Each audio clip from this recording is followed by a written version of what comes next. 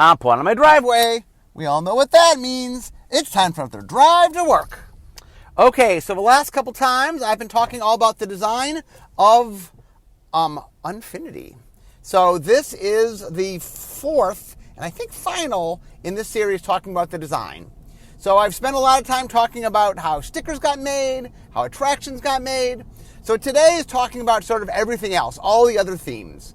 There are a lot of themes woven into the set. So today is sort of the final catch-all where I talk about many different aspects. So we're going to start with art matters.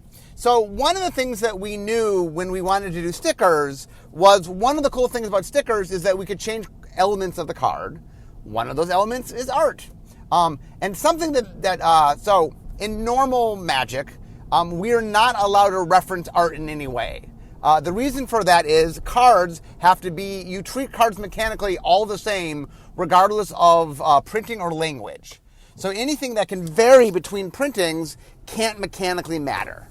On top of that, art is just super subjective. I'll talk today about hats and stuff. Like even that, which was less subjective, is still somewhat subjective, and so just not well suited for tournament play. But if we're trying to just do one of the things that unsets really enjoy is making you care about something that you don't normally care about. And so it's fun just sort of like, for example, hats matter just all of a sudden, do my creatures have hats? I prioritize creatures with hats over creatures without hats. It's just a different vector to care about. And so one of the things we knew we wanted in the set was to care about art. So early on, we tried a lot of different things.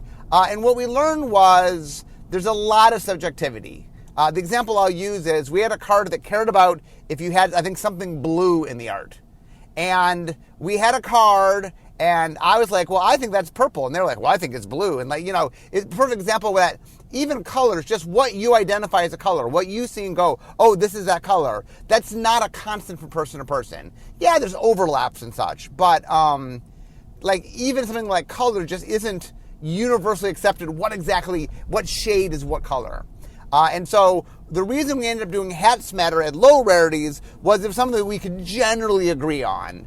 And what we decided was we were going to do one major theme at low rarities, and I'm going to get into the archetypes later, but one of the archetypes is hat matters. So at low rarities, hats is the only thing we tend to care about.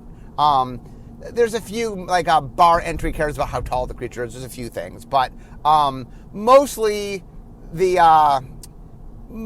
higher rarities that we care about other things. Like common or uncommon, we care about hats. Rare or mythic rare, we can care about whether a creature has 4 legs, or whether something hot is in the picture, or whether, like Ignacio is, he's the legendary creature that you can pick one of 9 or 10 items, and are there books? Are there swords? Are there water? And you pick different things.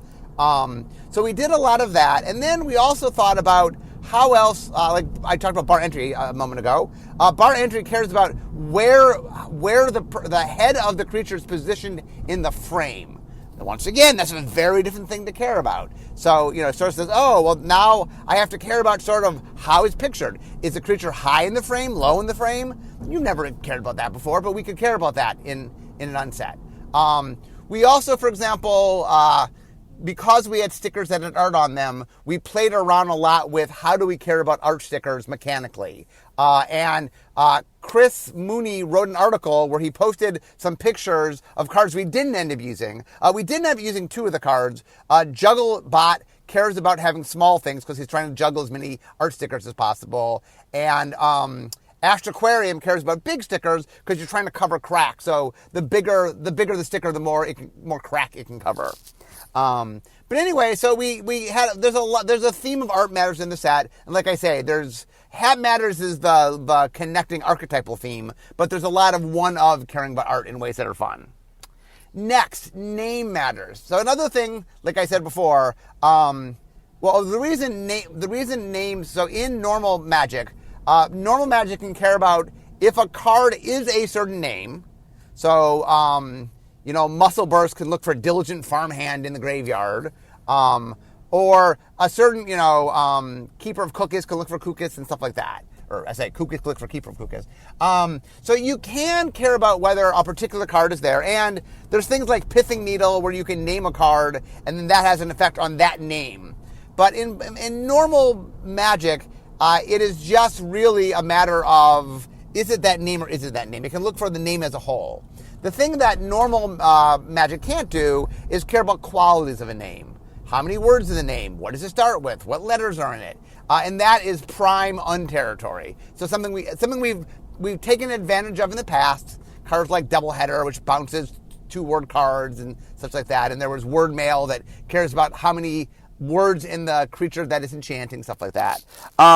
So we wanted name matters to matter. Name stickers were a thing. Just like art stickers could affect art, name stickers could affect names. So name mattering cards. So we did a bunch of different things. We cared about whether or not it had started with a letter, whether certain letters were in it. We did an ability called Alpha Strike, which is basically first strike as long as you're alphabetically ahead of the creature you're fighting. We had a card that cared about alliteration, or as we were able to define it on the card, it cares about having 2 words start with the same letter, which I know in real world alliteration has to be the sounds match, and this is more of the letters match, but the sounds matching was a lot more subjective, and letters matching was not. We also do some matching, like whether or not multiple words start with the same letter, or multiple words have a certain letter in them. We did some stuff with unique vowels. How many unique vowels are in it? Is there an A and an E and an I? How many unique vowels are in it? So we really sort of try to push boundaries and find new and fun ways to make cards that cared about names. Like one of the things, by the way, that is just generally true is Magic has certain qualities it's allowed to care about. So, for example, we can care about creature types, or we can care about card type. And so we endlessly make cards that care about those qualities. So the nice thing about doing art matters or name matters is we've done it before because we've made other unsets, but we haven't done lots of it, and so there's a lot of space left. So we got to play around with that. Okay, next up, die rolling. So Unglued introduced die rolling, and then Unhinged did not have die rolling, stupidly, but we brought it back in Unstable, and then Unsanctioned, the box set, had it. So we knew we wanted to do die rolling. Now, interestingly, when we started doing the set, Adventures in the Forgotten Realms hadn't started yet. And later on, they decided they would end up using die rolling, 20-sided dice, because it was D&D themed. And that brought die rolling into Black Border. So one of the things that we definitely try to do in this set. So the big difference between us doing die rolling and, let's say, Adventures in Forgotten Realms is, we use 6-sided dice. But the bigger thing is, one of my ongoing themes, as you listen to this podcast about this series, is the importance of variance. Variance is very fun. It's fun to have wild, giant swings of things and, what can happen? There's a lot of fun moments. And variance, the reason we cap variance in sort of traditional Magic is because of tournament play. In tournament play, we want skill to matter. We want to make sure that the better player is winning, the vast majority of the time. And so you kind of want, you don't want your variance too wide. A little bit. But in the unset particularly, variance is a lot of fun. So if you're playing for social purposes, if the idea is just to have a good time, and it's not about consistency of your deck or something, variance is lots of fun. So unsets lean into variance. Attractions are a perfect example where when you open an attraction, it's random. And when you get a visit, it's random.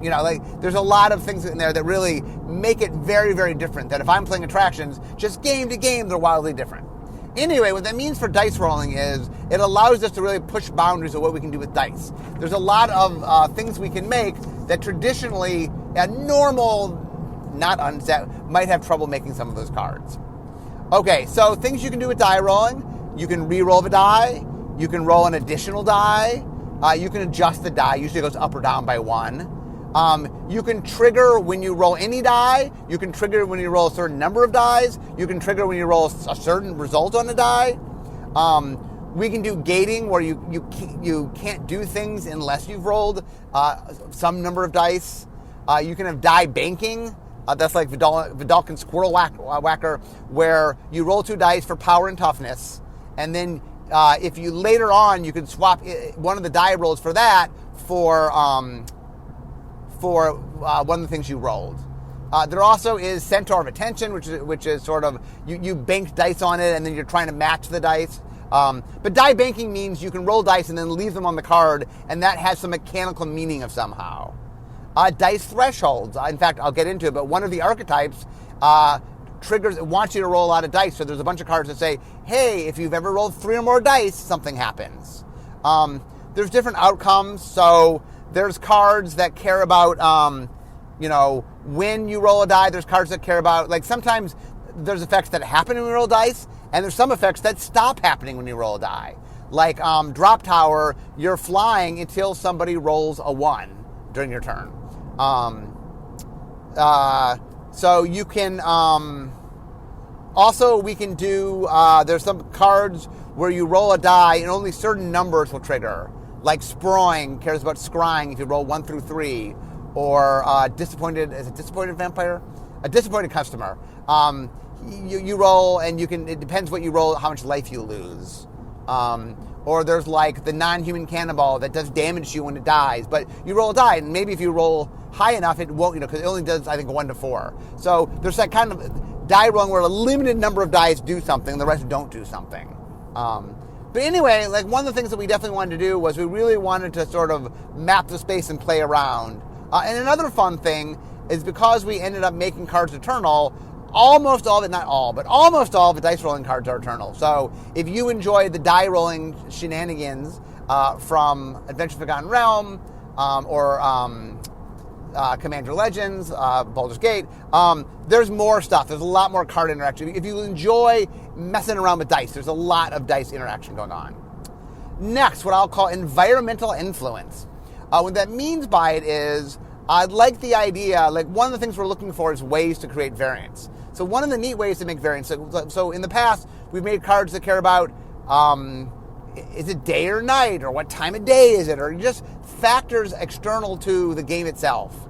And so there's a cycle of cards in the set where you look to see if you find certain things. Can you see a mirror? Can you see a door? Can you see a fire extinguisher? Can you see a trash can?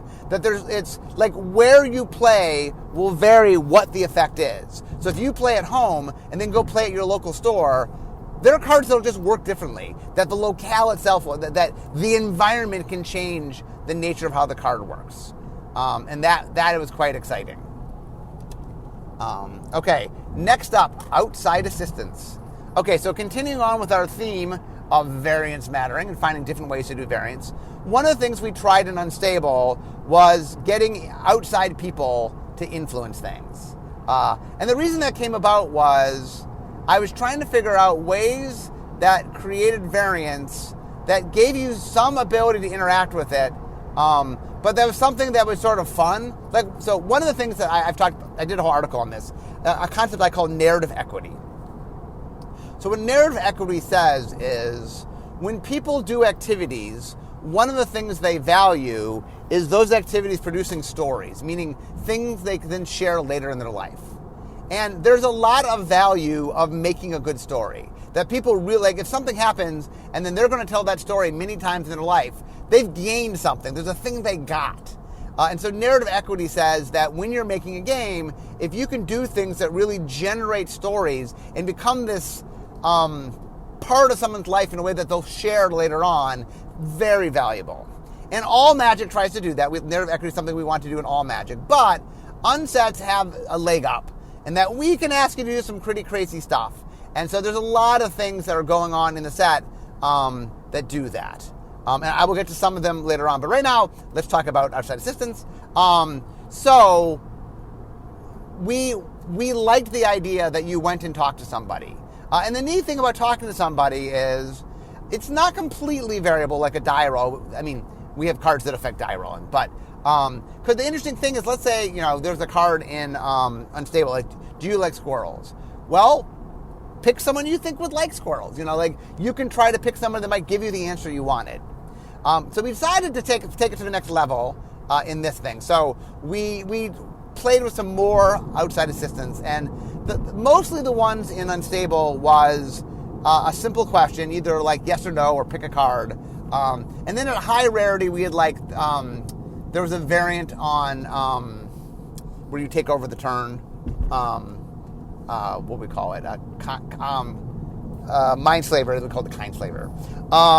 And there was a two-headed giant game where you pulled something outside from into your game. So there was a lot of stuff at low rarities was very simple. Higher rarities was a little more complex. So we liked the idea of asking things, but we liked getting more into subjectivity, like rock stars, asking them to which card they think most sounds like a rock star. And superlatorium is like you're picking a creature that has a quality and seeing what they think has that quality, and you're trying to predict what they're going to say. There's a lot of fun ways to do things. We have a card where people can judge the quality of the sticker on the art. There's a card where you can ask people for autographs. There's a whole subset where we make games where you're playing a little sub-game. And the evolution of that is early on we tried having your opponent be the person you're playing against. But what we found was a lot of games are not competitive but cooperative. And your opponent being your partner, when you win, you get a prize, is not great because they're not incentivized to help you. But the outside assistant person is willing to help you. And so there's a lot of fun cooperative things we do. So there's a bunch of mini games we do. We even had one, there is Gobsmacked is a card which you pick somebody you can see, but you don't even talk to them. They don't even know they're helping you. Just can you see them? And so we really sort of stretched boundaries to figure out what we could do with outside assistance. Next, physical dexterity. One of the things that we had a lot of fun in previous sets is it's fun to do things with magic cards, and it could be throwing cards or dropping cards or holding cards up, or there's a lot of sort of physicalness that can be fun. One of the things we want to be careful is, on any one of these themes, some people really like it, some don't. Some really, really enjoy the physicality. In fact, the number one card, I did a thing on social media, which was, what was the most referenced unstable card on social media? And it was Skull Saucer, the card that you put your head on the table. And so there are people that really enjoy that, the people that don't, so we want to make sure that it's not too much and it's something that you can opt into. But it's a fun way, and one of the neat things about Magic in general is, or the unsets I should say, is that we let you explore more different kinds of things. And Magic is a fun game, and there's a lot of cool things about it, but Magic has the ability to go a little bit broader. And one of the things that people really love about unsets is that you get to do things you don't normally get to do, and it's fun to have those extra experiences and things like that. Next up, technology. So we decided that we wanted to sort of incorporate the fact that there's things that exist in the world that might not have existed before. People carry phones in them that are capable of all sorts of things. So it was neat to say, like, we have Phone a Friend where you can call somebody, and we have Mobile Clone where you take a picture and you use that. There is Urza's Funhouse where you're getting on the internet to see something. We had Devil King Neville that it was kind of hard to explain what was going on, but it was easy if you could see it. So we made a video and showed you the video so that you could see what's going on. We also have Photo Op. We're using social media. So there's a lot of different things where we were trying to tap into it. Again, like I was saying earlier, we want to make those narrative moments. We want to make those stories. And so when in playtests we would do something and it really would ring true, like everybody would stop playing and they all focus on this thing, just those moments were really visceral, and we try hard, Unsets try hard to replicate that. Next up, robots matter. So one of the things that we like to do in most sets is have some sort of creature type mattering. We were doing science fiction. It felt like robots was a cool thing. Interestingly, in the set, all our clowns are robots, and all but 3 of our robots are clowns. So early on, it was actually clown tribal, not robot tribal. I ended up changing to robot tribal for 2 reasons. One is there were 3 robots that weren't clowns, and everybody kept wanting to play the robots with the clown robots. And there was no mechanical reason to do it. So I changed the clown to robots. It mattered. Pietra is the one clown that's not a robot, because Pietra is the one who programs the robot. She's a legendary creature. But she has robot mattering in her rules text. So you still want to play Pietra in a robot deck, even though that she herself is not a robot. And so we ended up putting that, I'll get to archetypes in a second, but it's a red-white archetype. Anyway, we just wanted to care about it, and so we ended up making the Go Wide deck. I'll talk more about robots in a second when I get to archetypes, but that was something that we cared about, we wanted to do. And there was a lot of other things. I talked about stickers being a thing, but we also, stickering mattering was the theme. We wanted to care if you had something stickered, how many things were stickered on something, how many different things you had stickers on. There's a bunch of different things that you can care about stickers. And then finally, we had a little theme of what you were wearing. Once again, it's a small thing, but there's 3 things that if you're trying to optimize the gameplay, you want to be wearing a hat, you want to be wearing a shirt that has all 5 colors of magic, and you want to be wearing some amount of magic branded stuff. It could be your shirt or it could be your hat or whatever, or both. But anyway, we definitely want, one of the things that's kind of fun is just some little things that sort of say, like, I'm in the know, I know what I'm supposed to do. I mean, the nice thing about like Big Top is the one that cares about the colors of your shirt. Look, if you don't plan ahead and you're just playing Big Top, your shirt's probably going to have some of the colors in it. You know what I'm saying? Blue, white, black, red, green are things that probably some of your shirts have on it, some colors you have. So anyway, it's something we'd like to add. And once again, there's a little bit of flavoring. It was not something we wanted too strong, but there lightly. Okay, now that I've got through all the different themes, let me get to the draft archetypes. Okay, so there are 10 draft archetypes based on the 2 color pairs, and there are gold outposts. They're legendary creatures and uncommon that reinforce these themes. Okay, so first up, we wanted to do some themes with the stickering because that was one of our themes. So we took 4 archetypes. Each archetype took a different kind of stickers. So white-blue is name matters. Red-blue is art matters. White-green is ability matters. And green-blue is power toughness matters, meaning those stickers matters. So what we did in each of those categories was we made sure there were cards that just stickered those things, that referenced when you stickered those things, that triggered when you stickered those things, that could target things that had that sticker. So there's a bunch of cards that sort of focus on that. And then there's a whole bunch of generic, just good with stickering cards. If something's stickered, you reward, or, affecting things that are stickered. So the idea is if I'm playing in white-blue, look, I can just play the sticker matter cards, but I'm focused a little more on caring about names. And so each of those 4 archetypes, one more time, white-blue cares about names, blue-red cares about art, white-green cares about abilities, and blue-green cares about power toughness. Okay, then for attractions, we want to do the same thing. We want to dedicate 4 archetypes for attractions. The main attraction color was black. You'll notice when I read stickers off, none of those had black. Blue was in 3, white was in 2, green was in 2, and red was in 1. And so the number 1 attraction color was black, number 2 is green. So black-green is just play as many attractions as you can. It's just like attraction, just play lots of attractions. And it has rewards for how many attractions you visit. So either if you visit 3 attractions, there's some threshold stuff, and there's some stuff that just says when you visit attraction, something happens. Then when you get to red-green really leans into wanting to roll a lot of dice. Attractions have dice rolling built into them, and so what red and green say is, hey, I want to be rolling, and there's a bunch of threshold when you roll 3 or more dice things that goes on. But it's just red and green want you to have a lot of attractions and also want you to roll a lot of dice. Black-red also cares about dice, but instead of caring about rolling a lot of dice, black just wants you to roll high. Black and red, or black-red as the archetype, wants you to have a high rolls, and so it gives you rewards for having high rolls happen.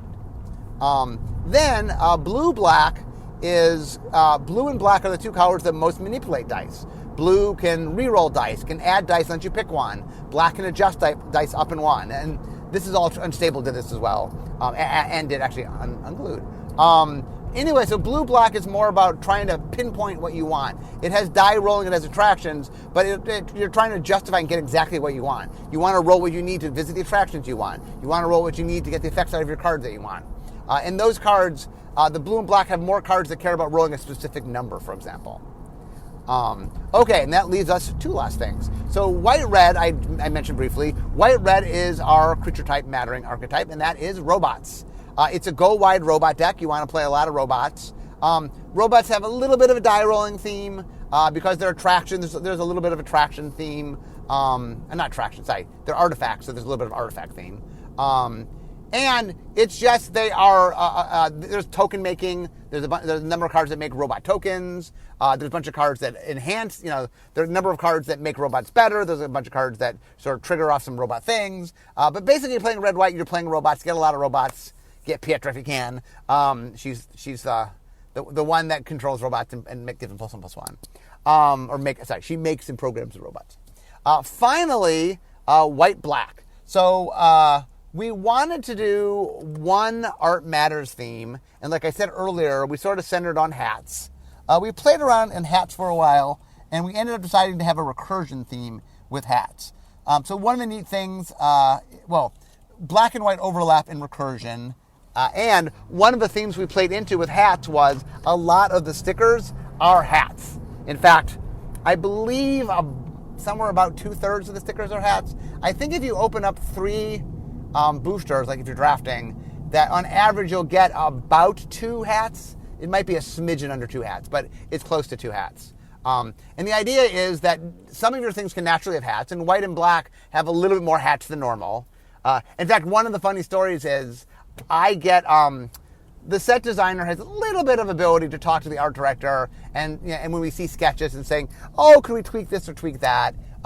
That's not really set design's call. That's the art director's call. But every once in a while, like you want to change some I need this creature to fly, and the sketch came in, but could we change it so that it doesn't fly or whatever? The set designer has a little bit of leeway, not a lot, but a little bit of leeway to tweak, a few cards. All my tweaking went to putting hats on white creatures. I saw initial art, black was fine, and I realized that white was a bit low, and the white-black is the theme. So I went back on a bunch of white creatures that weren't in yet, or they were in sketch stage, and said, a couple of them were in, and we actually went back to the artist to say, could you add on a hat, or make it clear? There was 1 or 2 cards where it was ambiguous whether they had a hat, and I'm like, could we just make it less ambiguous if they have a hat? So, but anyway, a lot of creatures in white and black naturally, a bunch have hats, but there also is hat stickers. And so another thing that you can do is you can sticker the hats, and the reanimation's nice because stickers don't leave the graveyard. So if I put a hat on something and then it dies, it still has a hat in the graveyard. So recursion could care about the graveyard and care about hats in the graveyard in a way that stickers allow this extra level. That was kind of cool. Anyway, so white-black is hats matter. So if you are drafting, hopefully, as with Unstable, we built the set to be drafted more than we played in Sealed. It can be played in Sealed. It just, when you're dealing with sort of themes, especially themes that are, a little bit parasitic. The nice thing about attractions and stickers is you can play a little bit of them. You don't have to play a lot of them. But there's power as you play more of them. So there is a little bit of parasitism to them. And so draft allows you to sort of focus on your themes a little more and build around them, where Sealed, you're a little bit at the mercy of sort of what you opened. So we recommend that you draft. When you draft, you keep your stickers. You don't draft those, but you do draft attractions. There's 2 attractions per booster. What was I saying? And then, So then, and just to recap, so the 10 archetypes, in order, white-blue is name stickers matter. Blue-black is precision dice rolling attractions. Black-red is roll high attractions. Red-green is roll lots of dice attractions. Green-white is ability stickers matter. White-black is hats matter. Blue-red is art stickers matter. Black-green is attractions, play a lot of attractions. Red-white is robots matter. And then green-blue is power toughness matters. Another important thing to understand about the way the set was built is a lot of times when we do themes in normal sets, we gate them by color to a certain extent. Like, we'll do this ability, and at the low rarities, only green and black and blue do this. And so red and white just don't do it at all. And so maybe there's 1 or 2 at high rarities for constructed, but mostly in limited, you're just not playing that theme. That's not the way I tend to build unsets. Unsets tend to go really big on a few wacky things. We want people to have access to those wacky things. So any color can play attractions. Any color can play stickers. I will say certain colors, like, if you want to play attraction, black and green have more cards that interact with attractions. Black and green make it a little easier to play attractions. But there are attraction mattering cards in all colors. There are attraction openers in all colors. So you can, no matter what colors you're playing, you can play some attractions, or you can play some stickers, or you can play a combination of both. So there definitely is, or same with die rolling. Die rolling, yeah, certain colors have more die rolling, but there's a little bit all around. So we definitely build unsets so you can sample kind of the extra fun stuff, and so that is there. Anyway, guys, I am almost to work, so I have not done a longer series in a little while, so it's fun to do a 4-parter. My plan for Unfinity is I'm going to have a lot of guests on, some of which have probably already been on since this is part 4.